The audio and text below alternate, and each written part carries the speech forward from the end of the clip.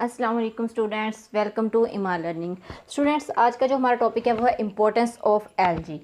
Importance of algae की अगर हम बात करें तो एलजी जो है बहुत इंपॉर्टेंट है because they are photosynthetic organisms. और जो फोटोसिंथेटिक ऑर्गेनिजम्स होते हैं स्टूडेंट्स, सबसे पहले उनकी बात ये होती है कि वो प्रोड्यूसर्स होते हैं। इस बात को आपने याद रखना है। जहाँ फोटोसिंथेटिक ऑर्गेनिज्म होंगे वो किसी दूसरे जानदार के लिए एज अ प्रोड्यूसर का काम करेंगे। जैसे फॉर एग्जांपल हम हैं तो हम प्लांट खाते हैं, एलजी भी खाई जाती है। ओके, तो ये प्रोड्यूसर्स हैं जिसकी वजह से हम इनको खाते हैं। ओके, तो अब सबसे पहले हम बात कर लेते हैं इसी चीज़ पे कि सोर्स ऑफ फूड। एलजी जो है वो as a source of food इस्तेमाल की जाती है। और ये सोर्स ऑफ फूड क्यों इस्तेमाल की जाती है? Because they have rich source of carbohydrate, proteins and vitamin A, B, C, D and ई।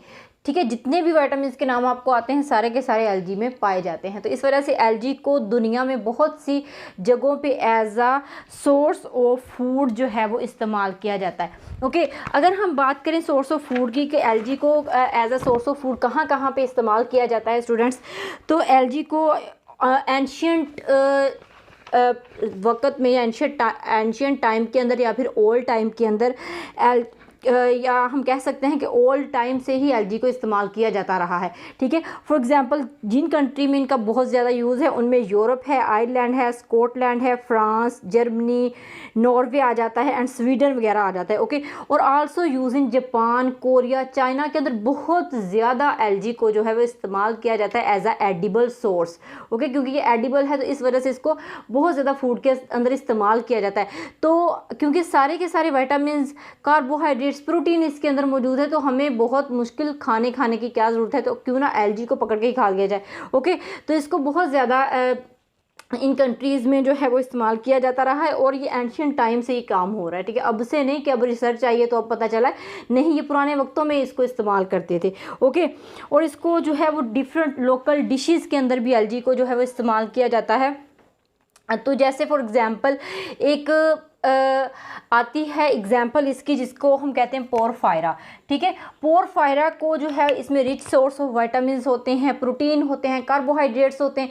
तो इस वजह से पोरफायरा को एज अ स्मूदी इस्तेमाल किया जाता है। ठीक है, इसको गहरे पानी से जो है वो निकाला जाता है, फिर इसको जो है वो किसी जूसर ब्लेंडर के अंदर डाल के इसको ब्लेंड किया जाता है और इसको एज अ स्मूदी इस्तेमाल किया जाता है क्योंकि इसके अंदर बहुत सारे सोर्सेज होते हैं। ओके, तो इसको जापान के अंदर नूरी नाम से भी जाना जाता है। ओके, सो नेक्स्ट हम बात करते हैं आल्सो यूज्ड एज मिनरल्स। इसमें मिनरल्स भी पाए जाते हैं, for example iron, calcium, manganese, potassium and zinc वगैरह। Okay, and also use as fodder for animals, for example Rhodymenia. ठीक है, रोहिडीमीनिया जो स्पीशी है उसको इस्तेमाल किया जाता है एज आ एनिमल फूड। ओके, एनिमल के फूड के तौर पे इस्तेमाल किया जाता है, जिसको हम जो है लोकल लैंग्वेज में वहाँ के लोग उसको शीप वीड भी कहते हैं। ठीक है, शीप वीड, क्योंकि ये जो भेड़ बकरियाँ हैं वो खाती हैं इसको, इस वीड्स को, तो इस वजह से उनको शीप वीड के नाम से भी जाना जाता है। सो नेक्स्ट हम बात करते हैं इसका एक और बहुत इंपॉर्टेंट यूज़ है जो कि पैसी कल्चर। ठीक है, पैसी कल्चर हम कहते हैं स्टूडेंट फिश फार्मिंग को, और ये फिश फार्मिंग और ब्रीडिंग ऑफ फिशेज़ में बहुत ज़्यादा इस्तेमाल की जाती है क्योंकि जो फिशेज़ हैं जहाँ पे फिश को ग्रो किया जाता है, लाइक हम फिश फार्म बनाते हैं। ठीक है, तो जिस पॉन्ड के अंदर हम फ़िश को रखते हैं या ग्रो करवाते हैं, फ़िश की ब्रीडिंग करवाते हैं, उसके अंदर उन्होंने ब्राउन एलजी और ग्रीन एलजी को बहुत ज़्यादा वहाँ पे ग्रो करवाया जाता है। ठीक है, तो इससे क्या होता है कि जो फिशेस होती हैं वो इस एलजी को एज अ प्रोड्यूसर के तौर पे इस्तेमाल करती हैं क्योंकि ये इजीली ग्रो कर जाती हैं, इतनी ज़्यादा मेहनत नहीं लगती इस पर, तो उनकी ब्रीडिंग जो है वो इजीली नॉर्मल तरीके से हो जाती है। ठीक है, साथ साथ दूसरी फूड भी उनको दी जाती है, लेकिन एलजी जो है वो रिच सोर्स ऑफ वाइटामिन वगैरह होता है, तो इसलिए बहुत इंपॉर्टेंट है ये। Okay, and producers in ecosystem, और प्रोड्यूसर्स के तौर पे ये इकोसिस्टम में भी जो है यूज़ होती है। For example basic role in food chains, providing food and oxygen to the other organisms. आपको पता है प्रोड्यूसर्स हम किसको कहते हैं? अभी मैंने बताया आपको शुरू में कि प्रोड्यूसर्स हम उस चीज़ को कहते हैं जो कि ऑटोट्रॉफिक होती है, जो फोटोसिंथेटिक होते हैं, अपनी खुराक खुद तैयार करने की एबिलिटी रखते हैं, तो उसको हम प्रोड्यूसर्स बोलते हैं। तो एलजी प्रोड्यूसर्स है, इस वजह से एक्वेटिक इकोसिस्टम के अंदर जो फूड चेन, फूड वेब होती है, उसमें बेसिक जो रोल होता है इसको स्टार्ट करने का चेन को, वो एलजी जो है वो प्रोवाइड करती है। ओके, सो नेक्स्ट हम बात करते हैं एलजी एज अ फर्टिलाइज़र। तो फर्टिलाइज़र के तौर पे भी एलजी को बहुत ज़्यादा इस्तेमाल किया जाता है, जिसमें जो है red and brown algae used as manufacture of fertilizer. Okay, red और जो ब्राउन एल्गी है उनको बहुत ज़्यादा यूज़ किया जाता है फर्टिलाइज़र के तौर पे। Seaweeds extract use in liquid fertilizer, जो सीवीड्स के एक्सट्रैक्ट होते हैं, जैसे मैंने बताया आपको सीवीड्स जो है वो शीप वीड भी बोलते हैं इसके, जिसमें रोहोडीमीनिया आ जाता है। ओके, तो इसके जो एक्सट्रैक्ट होते हैं उसको लिक्विड फर्टिलाइज़र के अंदर यूज़ किया जाता है। For example in rice farming use blue green algae, जब राइस फार्मिंग की जाती है तो वहाँ पे ब्लू ग्रीन एल्गी को ग्रो करवाया जाता है। जब ब्लू ग्रीन एल्गी वहाँ पे ग्रो होगी तो क्या होगा वहाँ पे, अब आपको पता है राइस की जो फसल होती है स्टूडेंट्स, वो क्या करती है, उसको पानी ज़्यादा चाहिए होता है। ओके, ग्रो करने के लिए पानी उसके अंदर खड़ा रहना चाहिए। तो जब वहाँ पे ब्लू ग्रीन एल्गी को कल्चर करवाया जाता है या फिर ब्लू ग्रीन एल्गी को वहाँ पे ग्रो करवाया जाता है तो वो एक जाल बिछा देती है ज़मीन के ऊपर। ठीक है, तो जब वो ज़मीन के ऊपर एक जाल बिछ जाता है, एक चादर सी बिछ जाती है, तो उससे क्या होता है कि पानी ज़्यादा टाइम के लिए यहाँ पे खड़ा रहता है।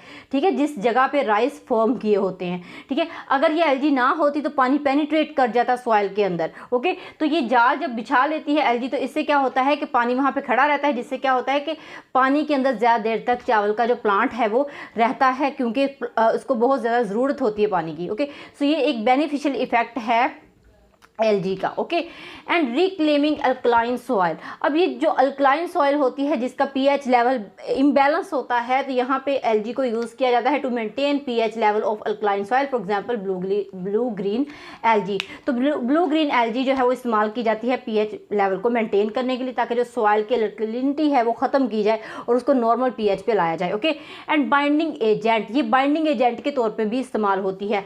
जैसे मैंने ऊपर आपको बताया कि जो ब्लू ग्रीन एल्गी है उसका जब जाल बिछ जाएगा, समझें आप सॉइल के ऊपर, तो वो बाइंड करके रखेगी सॉइल को, उसमें क्रैक्स नहीं आने देगी। Okay, algae also help to binding soil together. Algae reduce soil erosion process. Okay, soil erosion एक नेचुरल प्रोसेस है, कुदरती अमल है जो होता है ज़मीनी कटाव, जिसको आम लफ्ज़ों में हम बोलते हैं। ओके, तो ये आम तौर पे जब फॉर एग्जांपल बारिशें होती हैं या कोई तूफ़ान आता है, सैलाब आ जाते हैं, तो उससे क्या होता है, सॉइल इरोजन होती है। ज़मीन का जो ऊपर वाला हिस्सा होता है, जो सॉइल की ऊपर वाली जो लेयर होती है वो पानी के साथ बह जाती है, जिससे सॉइल की फर्टिलिटी रिड्यूस होती है। तो अगर एल्गी वहाँ पे ग्रो की होगी तो ये क्या करेगी, सॉइल को बाइंड करके रखेगी, सॉइल को पानी के साथ बहने नहीं देगी और सॉइल की जो फर्टिलिटी है वो बरकरार रहेगी। ओके, तो ये एल्गी जो है वो बाइंडिंग एजेंट के तौर पर भी इस्तेमाल की जाती है। नेक्स्ट है बायोलॉजिकल रिसर्च। इसको एज अ बायोलॉजिकल रिसर्च भी यूज़ किया जाता है, जिसमें क्लोरीला आ जाता है, यूज्ड एज बायोलॉजिकल रिसर्च।